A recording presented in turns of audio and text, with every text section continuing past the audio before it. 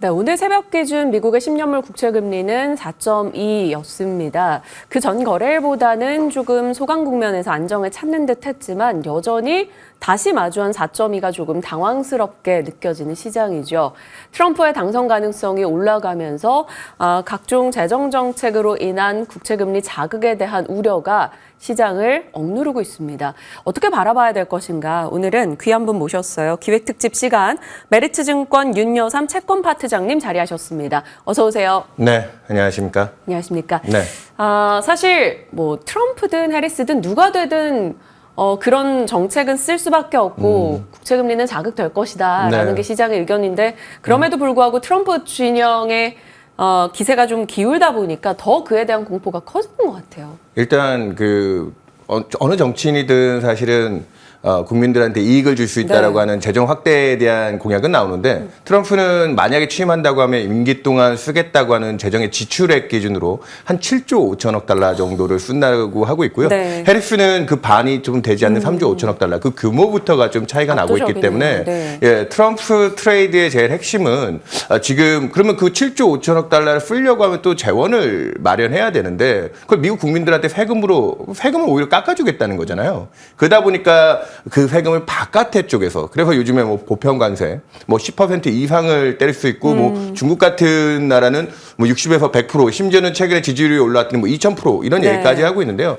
그런 글로벌 교역에 대한 부담 요인도 작동하게 될 것이고 미국이 사실은 지난 2년간도 미국의 재정 정책이 바이든 행정부가 좀 인기가 없었잖아요. 그러다 보니까 시청자분들께서는 모르지만 2년간 미국 성장률을 끌어올리는데 미리 경제가 그렇게 나쁘지도 않았는데 확대 재정, 연준은 긴축을 하고 있었기 때문에 그걸 써왔는데 트럼프는 거기다가 더 안 그래도 지금 늘어나 있는 미국의 부채량이 1년에만 1조 달러가 넘는 그러니까 GDP의 3.2%에 가까운 우리나라가 1년 동안 총 재정 적자를 3% 쓰는데 미국은 그냥 숨만 쉬어도 이자로만 3% 이상을 지금 적자로 내야 되는데 트럼프가 그걸 더 자극하겠다. 네. 그러면은 요 근래 금 가격이 좀 강세가 나오고 있잖아요. 좀 생뚱맞게 갑자기 트럼프 트레이드에 왜 금?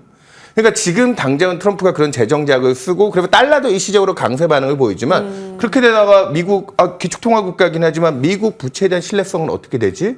그러면 달러를 믿을 수 있는 건가? 그 최근에 금 가격 트레이드에 그런 부분이 들어가고 그래서 뭐 제가 들고 온 그림 첫 번째 그림을 보시면 네. 트럼프 트레이드의 제일 핵심적인 그림이 트럼프 지지율과 미국채 10년 금리 특히나 9월 말부터 트럼프의 배팅 확률이 늘기 시작하면서 금리가 거의 그대로 쫓아가는 모습을 보여주고 있죠. 한마디로 채권 시장은 지금 현재 트럼프 포비아, 트럼프의 공포증에 빠져 있다.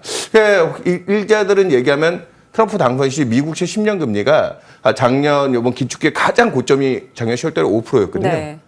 그때 그 수준까지 올라갈 수 있는 거 아닌가. 그래 작년 10월달에 미국채 10년 5% 갔을 때 마켓에서 전문가들 서베이를 돌렸을 때 경제가 경착륙을 할 거냐 연착륙을 할 거냐 아니면 노랜딩을 할 거냐 서베이를 했을 때 작년 10월 달이 최근 2년 내 가장 높았던 경착륙 확률 30%가 넘는 수준으로 배팅을 했었거든요. 네. 그 정도로 트럼프에 대한 리스크를 채권 시장과 전반적인 금융시장 여건에서 좀 노이즈 재료로 보고 있습니다. 네. 이게 그러면 이게 뭐 당선이 된 건 아니지만 네. 당선이 됐을 때 시장이 보고 있는 그 정도까지의 리스크? 그러면 성장률이나 이런 충격은 어떻게 나올까요? 그 충격이요. 지금 현재 트럼프 트레이드에 대한 뭐 여러 분석들이 있는데 지금 방금 얘기해드렸던 교역량 축소라든지 그리고 또 미국 내에서 이제 그 재정 확대에 따르는 일부 이제 이자 부담에 따르는 불편함 이런 것들을 하면 미국 성장률은 뭐 블룸버그 인텔리전스와 같은 민간 기관에서는 1% 정도의 충격이 들어올 거고 미국 성장률 1%에 물가도 한 1% 정도 오를 수 있다. 뭐 이 정도로 추정하고 있는데 이번 주에 IMF에서 요 관련된 트럼프 리스크에 관련된 성장률 전망 충격치를 제시했는데 미국 성장률이 대략 뭐 역시 유사하게 0.8에서 1% 정도 사이에 충격이 들어올 거고 마이너스로 충격이 들어올 거고 물가는 대신 성장이 떨어지는 것만큼 물가 수요가 줄 거기 때문에 물가를 또 사람들이 물건을 많이 소비하는데 좀 부담을 주지 않겠냐 해서 물가 상승률은 생각보다 민간보다 좀 덜 추정하는 그런 모습을 보여주긴 했는데요.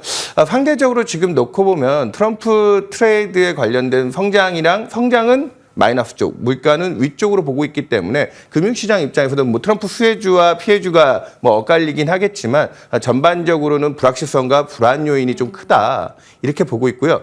제가 보고 있는 것 중에 이제 이 금리가 올라오는 거에 대한 스트레스로 봐야 될 것 중에 하나가 네. 제가 가져온 그림 중에 두 번째 그림을 한번 아까 지나가던데요.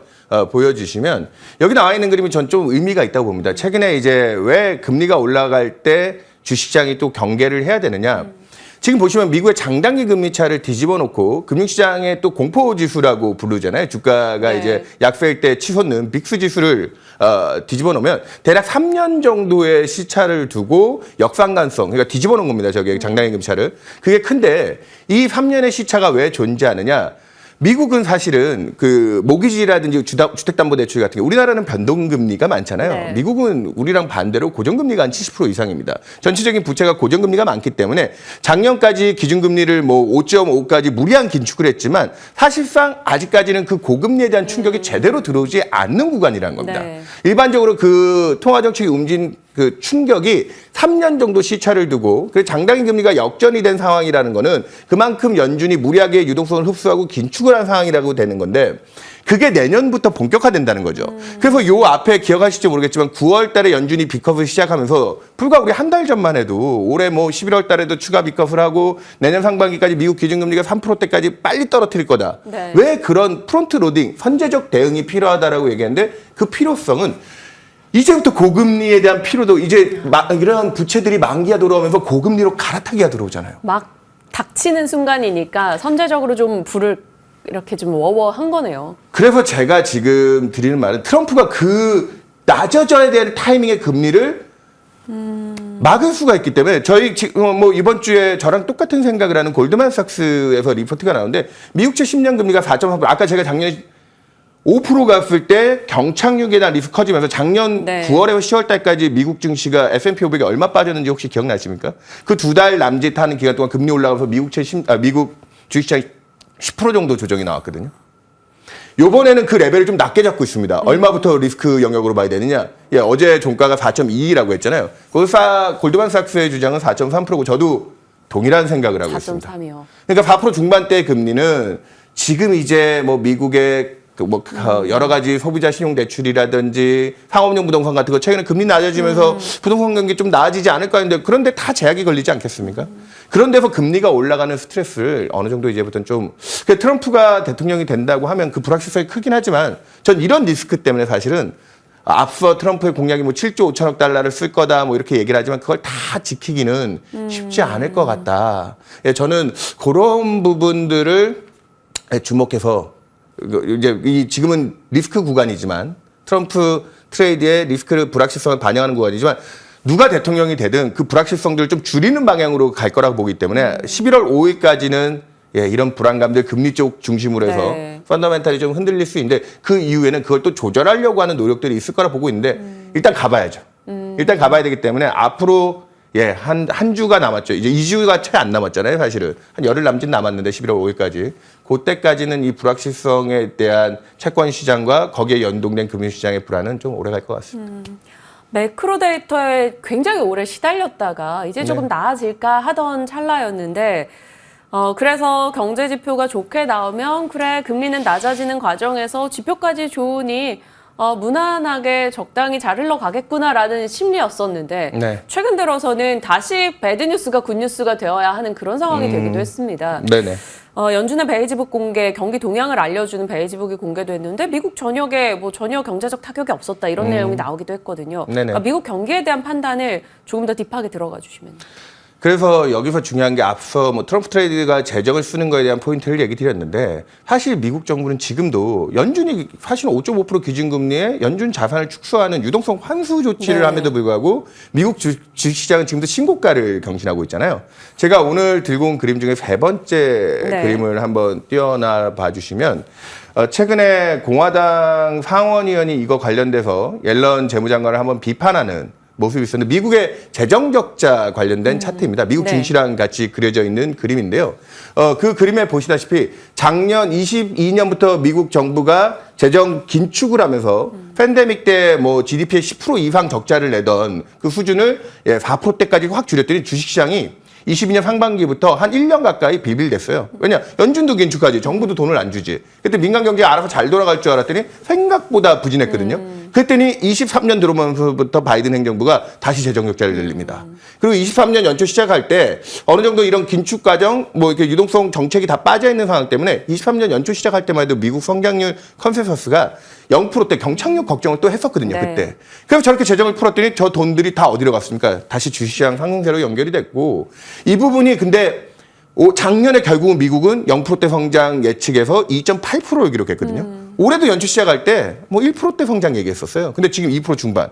올해 제일 중요한 포인트는 저 그림에서 지금 제가 숫자를 써놨지만 저게 화살표 딱 돌아가는 저 구간이 언제냐면 네. 주시장 저기 한번 삐쭉 아래로 내려갔다 올라간 적 있죠. 저게 8월 초에 미국 고용 쇼크가 나오면서 블랙 먼데이 우리 코스피가 하루에 10% 빠졌던 그 8월 시점. 5일입니다. 네.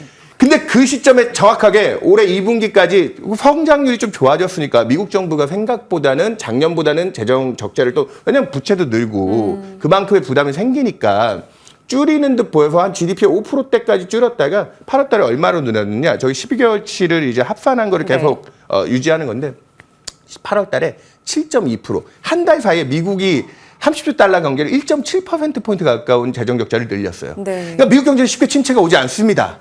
뭐 지금 유럽이나 중국 같이 진짜 경기가 어려운 나라 대비 미국은 조금만 컨디션 안 좋아도 영양제 먹고 보약 먹고 저렇게 끌어올린 시장이라 그러니까 미국 증시는 지금도 사상 최고가를 경신하는 부분에 저는 연준의 긴축의 이 부담 요인에 빅 가버먼트 정부의 역할이 지금까지 금융시장에도 상당한 혜택을 줬다. 그렇기 때문에 트럼프가 되면 더 좋은 거 아니냐.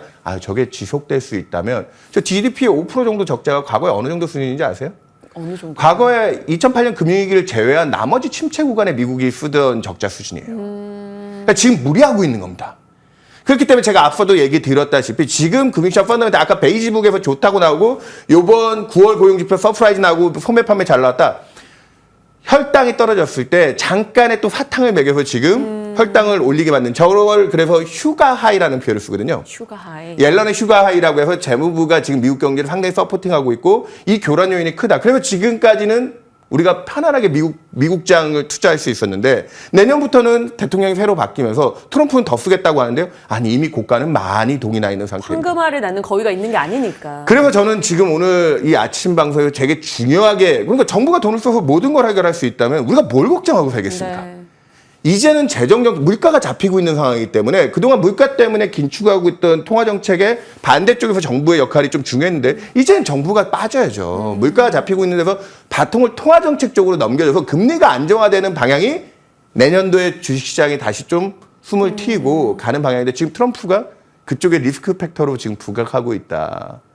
예, 미국 쪽 사정은 이 정도까지 얘기 드리겠습니다. 충분히 납득이 되고 네. 너무 많은 것을 또 건네받은 그런 답변을 해주셨는데 그러면 연준의 고민이 더 깊어질 수밖에 없는 상황입니다. 당장 이제 11월 초에 FOMC 두고 있는데 여기서 동결 얘기 요즘 많이 나오더라고요. CME 패드워치 기준으로도. 네네. 그럼 어떻게 보십니까?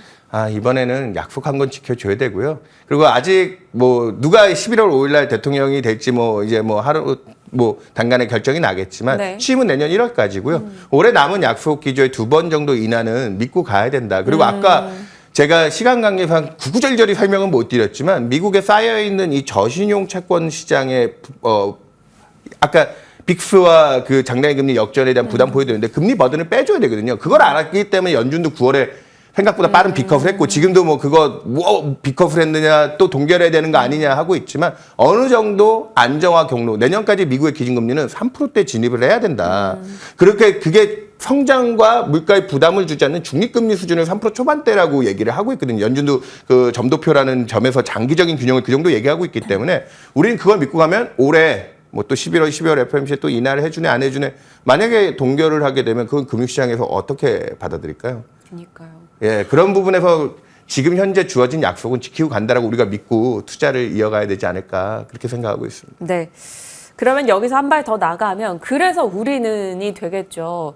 우리는 이제 3년여 만에 금리를 한번 낮췄는데 연준의 이런 기조 속에서 한국은행은 또 어떤 선택을 하게 될지 그로 인한 한국의 금융시장의 영향은 어떻게 보시는지요? 네, 일단은 전일 우리나라 3분기 GDP도 나왔는데 1분기가 워낙 좀 서프라이즈 성장이어서 뭐 2분기는 좀 그 반대급부로 마이너스 성장을 찍어도 뭐 그 정도까지는 우리가 뭐 또 1분기랑 합쳐놓고 보면 나쁘지 않았다 했는데 이번 3분기는 성장이 전분기 대비 한 0.4에서 0.5는 나오지 않을까 했는데 0.1. 네. 그리고 이제 민간 쪽 특히나 수출이 나쁘게 나오고 내수가 좀 개선될 듯 보이지만 전체적인 질적인 수치를 놓고 보면 아직도 수출이 버텨주는 구간이고 사실 내수 회복이 그렇게 빠른 편은 아닙니다. 그렇기 때문에 올해 성장은 지금 2% 초반대로 주지 않고 내년도도 2%대 성장이 안 나올 거다. 그래서 전일 미국 금리가 최근에 그렇게 급등하는 과정에서도 우리나라는 GDP 보고 나서 우리나라 채권 시장에서는 야 이러다가 내년까지 우리나라는 중립금리 정도 우리나라 성장에 부담을 주지 않는 수준을 2% 중후반대 한 2.75 정도 내외를 시장에서 많이 추정하고 있거든요. 네. 그래서 이번에 첫 인하하고 내년 상반기까지 분기 한 번꼴로 인하해주면 한 2.75까지 낮출 수 있겠지 생각하고 갔던 시장인데 우리는 그거보다 자칫하면 좀 더 완화 기조로 갈 수도 있겠다. 우리 잘 보시면은 최근에 미국 금리 급등하는 과정에서도 캐나다 중앙은행은 기준금리를 또 50bp 비컷을 했습니다. 올해만 5%에서 3.75까지 125bp나 캐나다가 앞서서 나가고 있는데 바로 미국 옆에 붙어 사는 경제권이라도 자국 사정이 중요한 거거든요. 이런 부분들을 놓고 생각하면 우리도 뭐 환율에 대한 좀 부담이나 이런 요인들을 얘기하시는데 환율 주도권은 우리가 갖고 있는 게 아닙니다.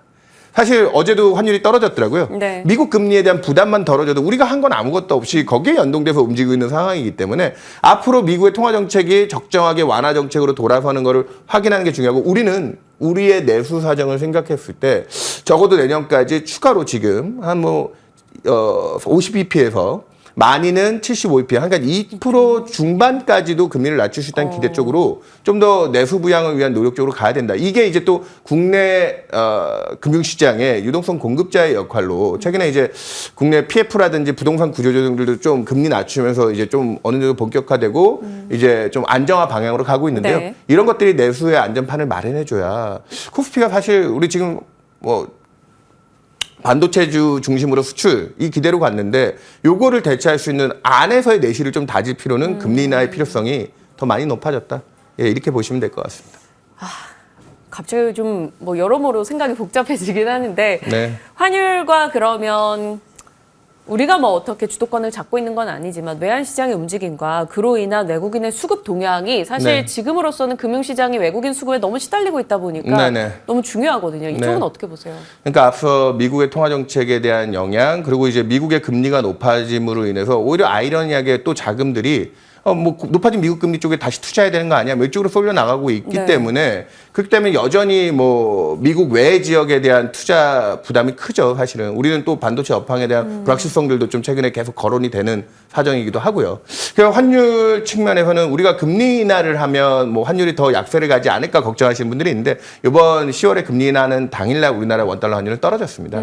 중국도 경기부양책 대규모 금리 인하와 함께 유동성 공급 정책을 들고 나왔을 때 위안화가 약세가 아니라 오히려 경기를 부양할 수 있다는 시그널로 받아지면서 그래서 제가 지금 우리나라 통화 정책의 방향이 미국하고 대외금리 차 역전 미국은 어차피 인하 기조를 어느 정도 끌고 갈 거다. 트럼프 때문에 불확실성이 좀 안개가 낀 듯 보이지만 트럼프라고 아까 얘기했다시피 그가 뭐 고금리 정책을 요구하는 사람도 아니고요. 그런 방향성을 놓고 생각하면 우리나라 환율은 우리나라 자체적인 안전성을 확보하는 과정에서 오히려 더 견고하게 움직일 수 있고 최근에 뭐 채권 시장에서는 좀 호재도 있었죠. 글로벌 본드 인덱스라고 하는 WGBI 그 편입으로 인해서 그 WGBI를 추종하는 자금 중에 사실은 우리나라의 기존 뭐 외국인 투자자 중에 가장 비중이 적은 투자자가 일본 투자자들인데 그 WGBI를 추종하는 자금 중에 일본 투자자 자금들이 굉장히 많습니다. 그래서 우리에게 없던 새로운 뉴머니도 들어올 수 있다는 그래서 또 일본 투자자들의 특징이 뭐냐면 한번 들어오면 좀 참을성 있고 인내심이 있는 장기 투자자들이 많죠. 네. 그게 이제 채권 시장을 중심으로 유입될 거다 하지만 여러모로 외환 시장과 금리 쪽에 안전성을 줄 수 있는 재료이기 때문에 이런 호재까지 감안하고 간다고 하면 지금 현재 미국 금리 상승과 미국 정치에 대한 리스크 때문에 금융시장 불안도가 커지지만 미국 대선 이후엔 다시 그걸 재정비하는 시간이 있을 거라 보고요. 누가 대통령이 되든. 뭐 트럼프가 되면 허니문 기간이 짧아서 뭐 이게 조금 더 나중에 불안 요인으로 가지 않겠냐. 그러면 그는 또 거기에 맞는 생각보다 트럼프는 장사꾼, 정치 그 재벌 출신이기 때문에 그런 현실적인 감각이 전 좋을 거라고 봅니다. 너무 우리가 트럼프를 부정적으로 보는데 뭐 해리스 얘기는 거의 하지도 않았지만 해리스는 무난한 정책 쪽으로 갈 거라고 보고 있기 때문에 그런 정치 리스크들을 한번 대선 이후로 닦고 나면 우리는 지금 현재 글로벌 채권 지수 편입이라는 수급적인 그게 이슈와 내년 연말부터 유입인가요? 예, 이게 1년 유예인데 이번에 확정은 이번 10월 달에 네. 해준 거고 내년 11월 달부터 편입인데 그 전부터 다른 나라들 편입됐던 과정들 보면 내년 11월부터라고 그때까지 기다리고 들어오면 그때 한 번에 몰려 들어오고 이러지는 않을 거 네. 아니에요. 그래서 그 사전적인 유입까지 생각하면 지금부터 슬슬 그런 긍정적인 효과들을 내년부터 본격화되지만 내년 초부터도 기대해 볼 만하지 않을까 그렇게 보고 있습니다. 그러면 파트장님의 한 줄 정리 듣고 싶어요. 채권 시장과 금융 자산, 주식 시장에 투자자들에게 이런 마인드로 대응을 했으면 좋겠다라는 한 줄 정리요. 일단 금리가 지금 트럼프 트레이드로 인한 금리 리스크는 미국 10년 금리의 한 4.3 이상부터는 단기 조정 구간.